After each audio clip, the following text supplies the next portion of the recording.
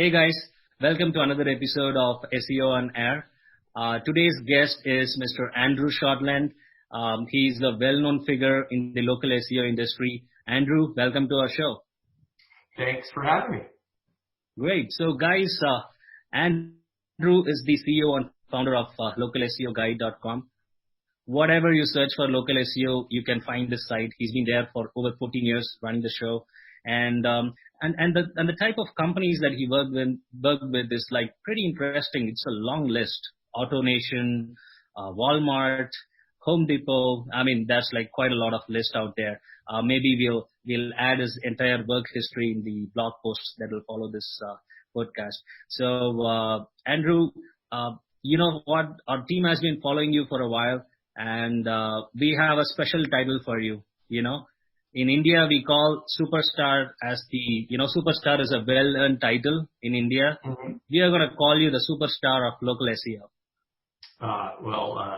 Thank you. That's a fabulous title. I accept. I don't know what I've done to earn that, but I accept it. Awesome.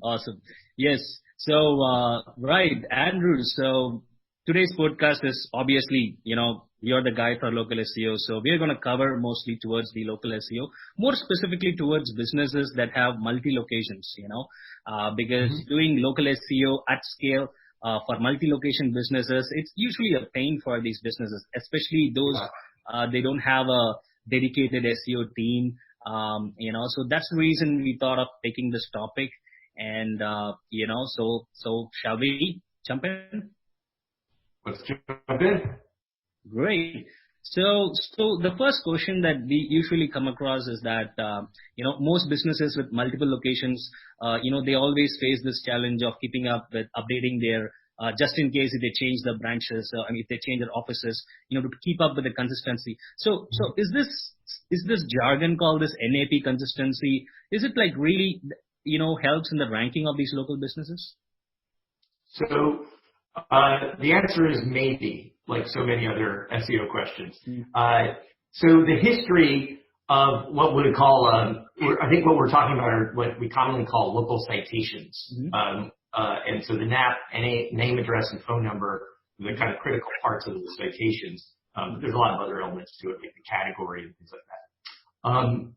So the history was when Google started with what then I believe was called Google Places and Google Maps, they didn't have a way of confirming that a business was in fact at this address and was in this category and had this phone number and that kind of thing, and this name. And so they relied on local directories, with high quality local directories around the world to kind of confirm. And so at that point, citations were very critical to both getting listed in Google and ranking well. And typically, because that local data ecosystem is so flawed, we don't have to go into that, but let's just say the chances that a business's name, address, or phone number would be wrong across millions of listings ultimately was pretty high. And so Google relied on numerous sites to kind of triangulate the data. And for many years, just fixing all that broken data out there in the ecosystem was a critical part of ranking well. And what happened was Google started to get really smart. Over the last, let's say, 6 years or something, it's able to actually figure it out on its own that you are in fact a restaurant in this city and you serve hamburgers. Through a lot of, basically the short answer to that is they developed a local knowledge graph. Just like they've done it with everything on the planet, they've figured out that you are a restaurant in this city serving hamburgers and you're open at these hours. And they became less reliant on local directories and other data aggregators. So Google gets its data from all over the place.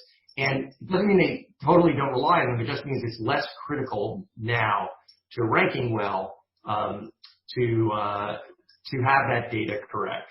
So there are other reasons, non-SEO reasons or non-Google SEO reasons to have that data correct. As an example, if your customers are on Yelp a lot, you might want to have all the data right on Yelp, right?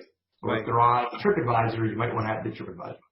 But these days, to get businesses ranking well in Google, we do not spend as much time as we used to, worrying about the 50th largest local directory out there.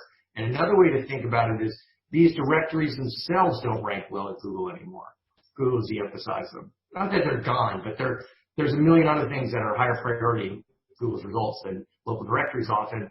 And so that's a signal that their importance has decreased. So what we're typically recommending for our, let me say one other thing about it, just to make it really confusing. In a test we did now 4 years ago, I think, so maybe it's not valid anymore. We worked with Yext, who's been a client of ours.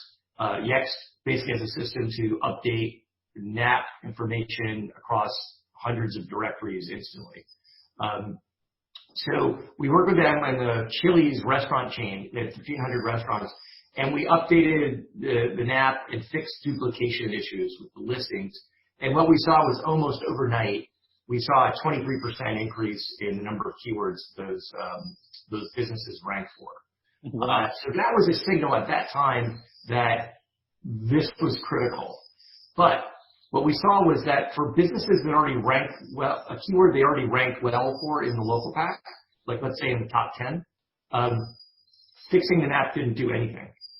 It didn't go up or down, it just kind of stayed the same. And so what that said to us was, if your business is not ranking in the top 10, let's say, then you probably want to fix your NAP. You want to fix citations. If your business is already ranking in the top 10, it's probably not worth it to fix the citations. Just for ranking purposes. Again, like we work with a bunch of multi-location brands, and when the COVID stuff happened, everyone changed their hours, and they wanted their hours to be updated everywhere on the internet, and so they had to use one of these scalable systems to do that. But it wasn't an SEO play. It was purely we want everyone to know our hours, what our new hours are. Right. In fact, we burned our fingers on that. So, I mean, we have 200 people, in our company, and everybody's working from home. Right. But Google marked this as temporarily closed on the Google Maps. And we were just running pillar and post like what happened. And as an SEO company itself, we've been challenged, we weren't aware of it that, when you search for a brand name, obviously we expect a local tag, we expect our knowledge graph on the right side, and it just pops out saying that the business is temporarily closed. And what's your opinion on this? To be, as part of this business, we got really shocked because here 200 people working from home, the business is running, our clients are there, and people started ringing us saying, hey, what happened? Is the business closed? We thought, no, we are still open, just that, we don't know automatically closed. And then when we check the other, even the other brands, most of them, it's, they added this automatic tag saying that temporarily closed. What's your opinion on this? Well, I think you're kind of lucky in that you're not a retail business that this happened to. Yeah. Who really cares whether an SEO company is open or closed, right? You're always open, Yeah. So I don't know if anyone's ever even looked to see if we were open, right? They're just eating us, right? But for retailers, it is a problem. And for all of us who work with more than a handful of Google My Business listings, this is no different than the problem we've been having for a decade. Google arbitrarily changes data on you. That's another reason, by the way, why to have your NAP and citations updated and consistent. Google, for whatever reason, may decide the information on a know-nothing, you've never heard of directory is more valid than the one that you submit. Why, I don't know, but they'll do it. And they'll change your data.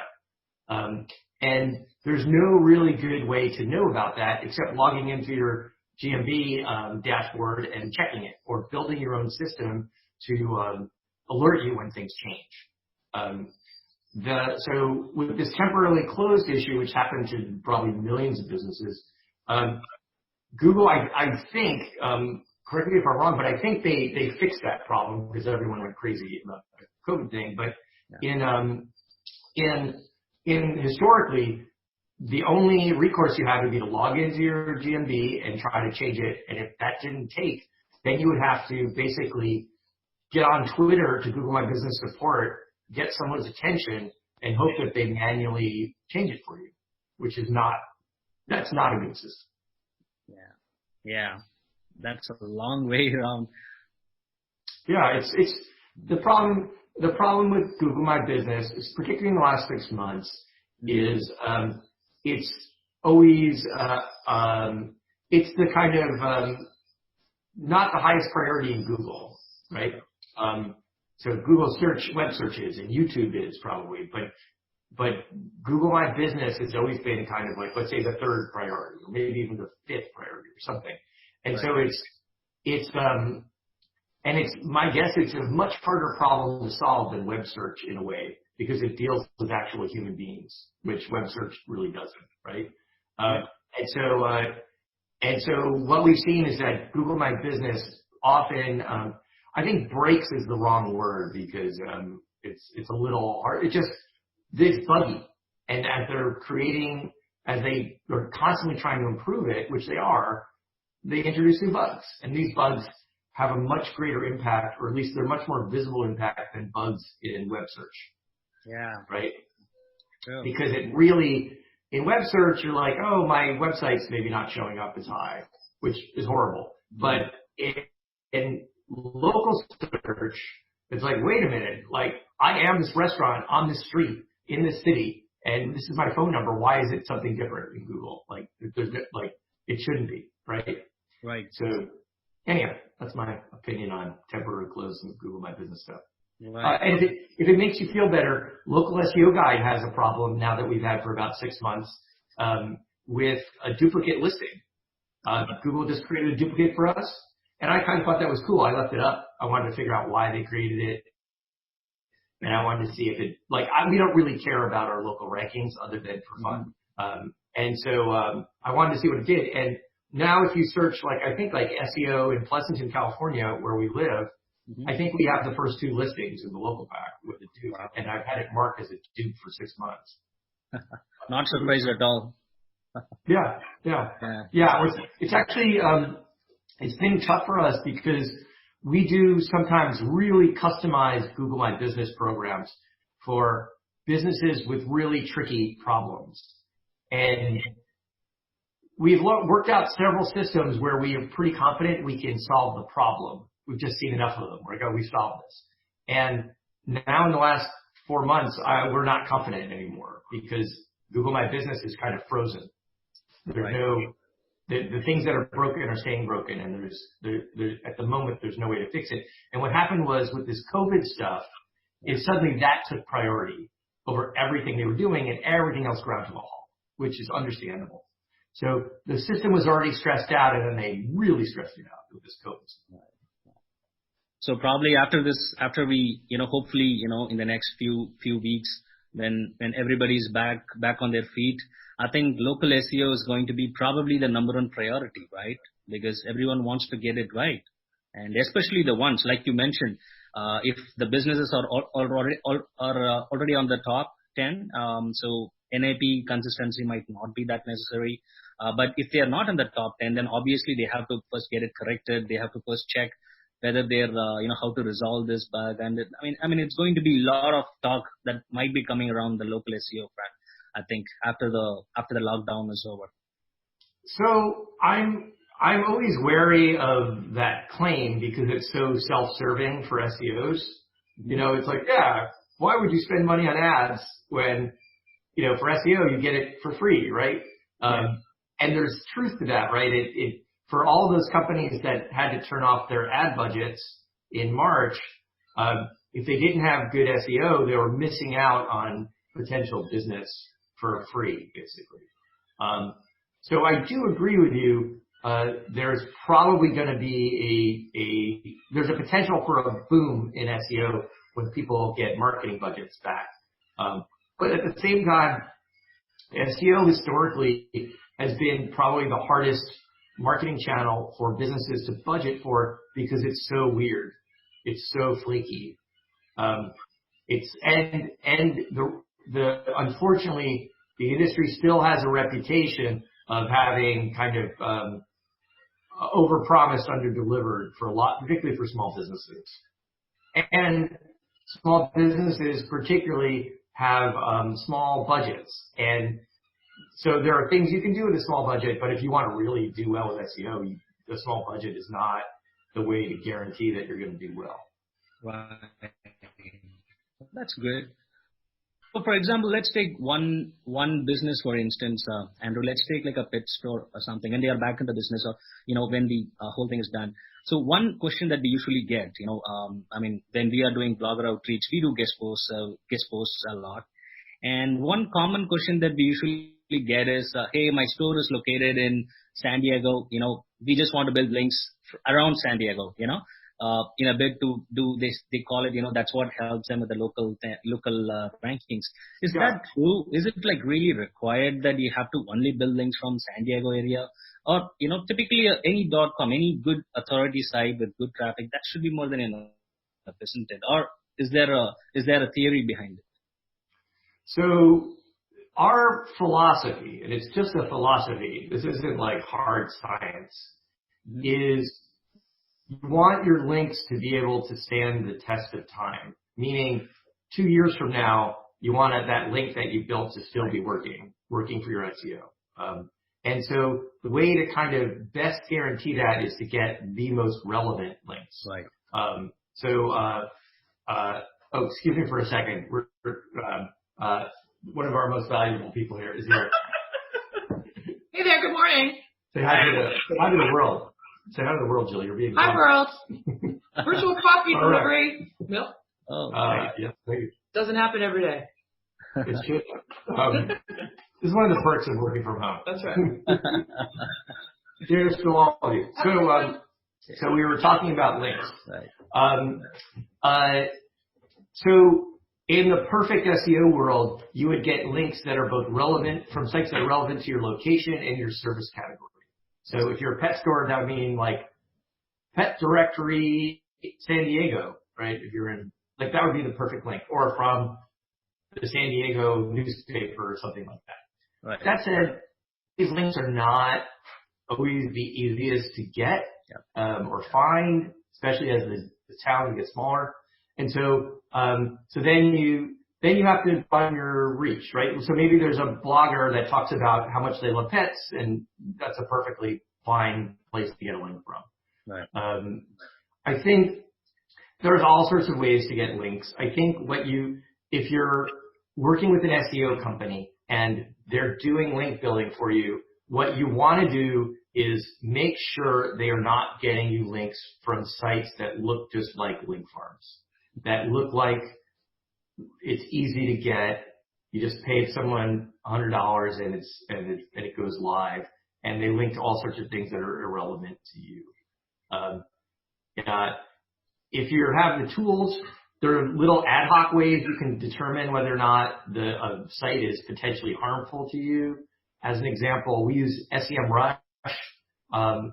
Sometimes you can put a domain in there and you can see if it looks like it's been penalized by Google, meaning its traffic went way down around some algorithm update.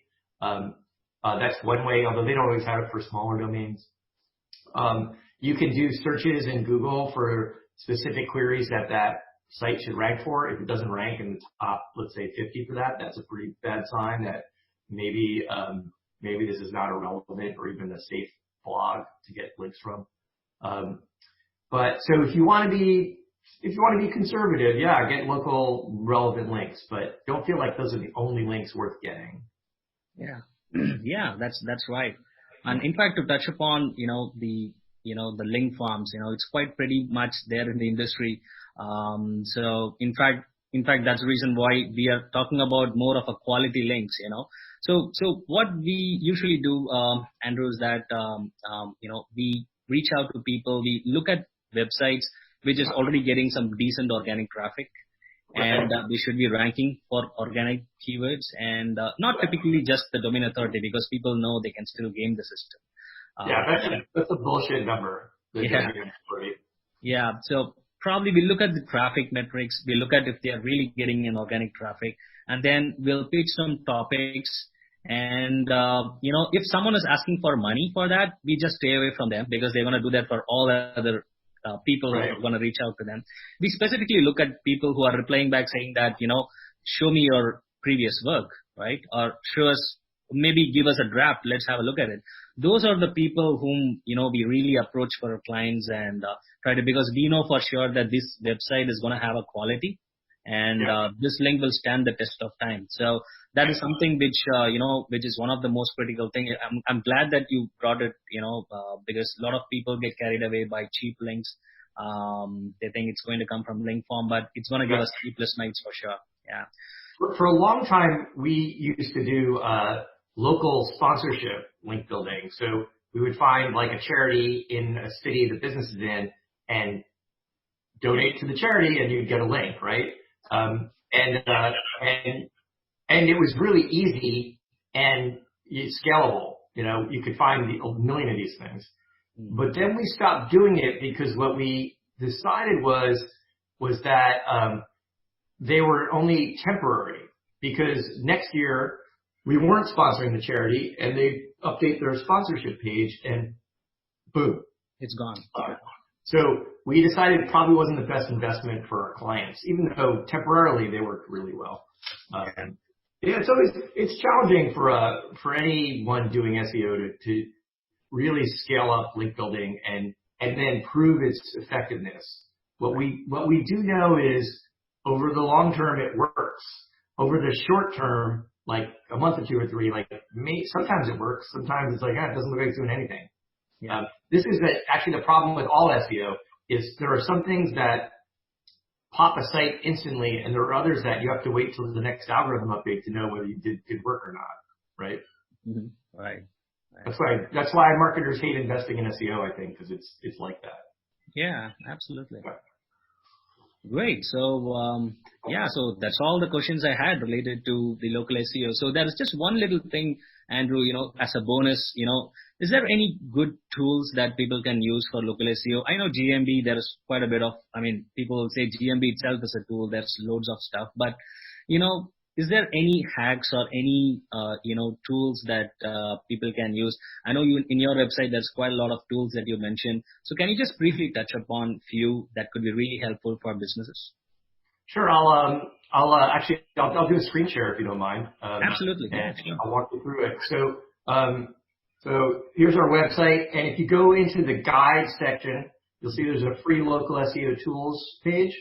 And over the years, we've made a few free SEO tools, and we've also linked out to a couple. The ones I want to point you to, so there's this one called Nap Hunter. Maybe some of your listeners have seen before. It's a Chrome extension where you can simply enter in a name, address, and phone number for a business, and it will do a bunch of Google searches to surface all of the websites on Google that have that listing. And it's a really good way to find, let's say, a listing with the wrong phone number, or a business with a listing with the wrong address, that kind of thing. Yeah, you know what? Our team used that. So for the NAP audit, we actually use that plugin. It's really helpful. I would recommend anyone listening to this. It's there. We'll probably link it in, somewhere in the description. We'll link to that tool. You guys have to use it, and we use it. We've got, it just picks up everything, the name, address, phone numbers. It's a really good extension, Andrew, that one. Well, yeah, it's so simple, and it's the first software we ever made. For a long time, it's the only one we made, but it was like, we want this for ourselves, and we just gave it away. We've also got a couple here. There's a local keyword generator tool that I think it's like a little spreadsheet that I think your audience might find helpful. It's just a simple way to generate local keyword variations. This year we introduced automated Google Lighthouse reporting for usually for sites, big sites with multiple templates. You can run a page speed report that says here's the page speed for all of your category pages or all your location pages. Didn't exist before we did that. Really helpful in speeding up auditing of large sites. A couple of weeks ago, we released what we call a Rice Model Forecasting for SEO sheet. It's just a spreadsheet with a bunch of formulas in it that will help you estimate the growth of potential SEO products. So if you're pitching them to clients or internally, you can say, well, if we do this thing, we think that we'll get 10% more traffic. And it's a really simple way of because sooner or later you have to like justify what you're doing, and it's a simple way to do it. And then you also thank you for pointing us to that. That should be really helpful for our agency.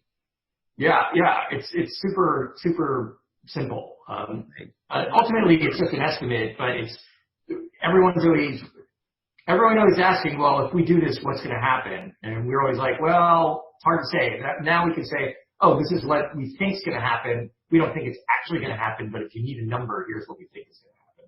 Right.